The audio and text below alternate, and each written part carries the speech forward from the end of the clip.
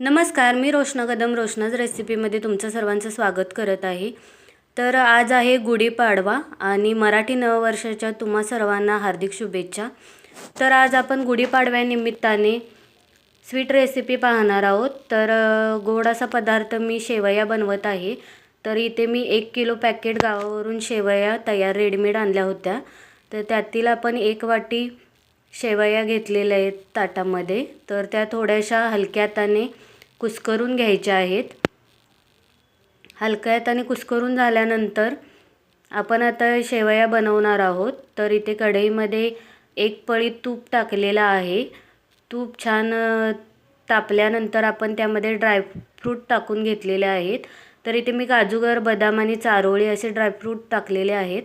थोडेसे बदामी कलरवर आपल्याला ड्रायफ्रूट भाजून घ्यायचे आहेत आणि तुपामधून काढून घ्यायचे आहेत। आपल्याला करपू द्यायचे नाही आहे ड्रायफ्रूट। तर त्याच तुपामध्ये आपण प्लेटमध्ये शेवया टाकून घेतलेल्या आहेत। जवळपास 1 वाटी शेवया असतील या। तर आपण थोड्याशा मध्यम गॅसवर आपल्याला या शेवया भाजून घ्यायच्या आहेत। तर तांबूस कलर येईपर्यंत आपल्याला या शेवया भाजायच्या आहेत। एक 5 मिनिटांमध्ये आपल्या शेवया भाजून होतात। खूप वेळ लागत नाही भाजण्यासाठी। तर अशा तांबूस शेवया भाजून घ्यायच्या आहेत। इकडे साईडला मी अर्धा लिटर गरम पाणी तापत ठेवलेलं आहे।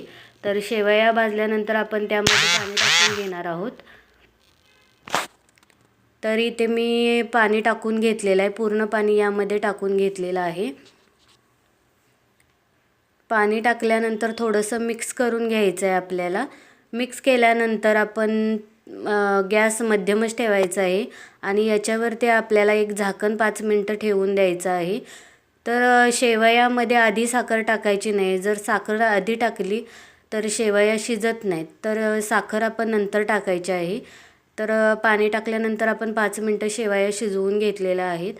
तर उद्या आहे ईद, रमजान ईदसाठी पण तुम्ही ही रेसिपी ट्राय करू शकता। तर त्यांच्यासाठी पण ही रेसिपी आहे। तर इथे शेवया शिजलेल्या आहेत। त्यानंतर आपण यामध्ये 5 ते 6 वेलची कुटून टाकलेल्या आहेत। त्यानंतर आता आपण साखर टाकणार आहोत। तर साखर 1 वाटी साखर टाकलेली आहे। गोड तुम्ही तुमच्या आवडीनुसार टाकू शकता। तर 1 वाटी शेवया आहेत तर तेवढीच आपल्याला यामध्ये साखर टाकायची आहे। तर साखर टाकून झाल्यानंतर परत एकदा पळीच्या साहाय्याने मिक्स करून घ्यायचे आहे। शेवया आणि साखर मिक्स झाल्यानंतर थोडं पाणी सुटतं। तर त्यामध्ये आता आपण जे ड्रायफ्रूट होते तळून घेतलेले त्यातील निम्म्यापेक्षा जास्त आपल्याला ड्रायफ्रूट यामध्ये टाकून द्यायचे आहेत आणि थोडे आपले डेकोरेशनसाठी ठेवायचे आहेत। तर ड्रायफ्रूट टाकल्यानंतर थोडंसं मिक्स करून घ्यायचं आहे आणि यासाठी आपण दूध वापरणार आहोत अर्धा लिटर। तर अर्धा लिटर दूध मी गरम करून थंड करून घेतलेलं आहे। तर साखरेने पाणी सोडलेलं आहे। तर यामध्ये आपण आता जवळपास अर्धा लिटर दूध टाकून घेणार आहोत। तर दूध टाकताना आपल्याला गॅस मंद ठेवायचा आहे आणि दूध टाकल्यानंतर आपल्याला जास्त शिजवायचे नाही आहेत। 1-2 मिनिटानंतर लगेचच आपल्याला गॅस बंद करायचा आहे।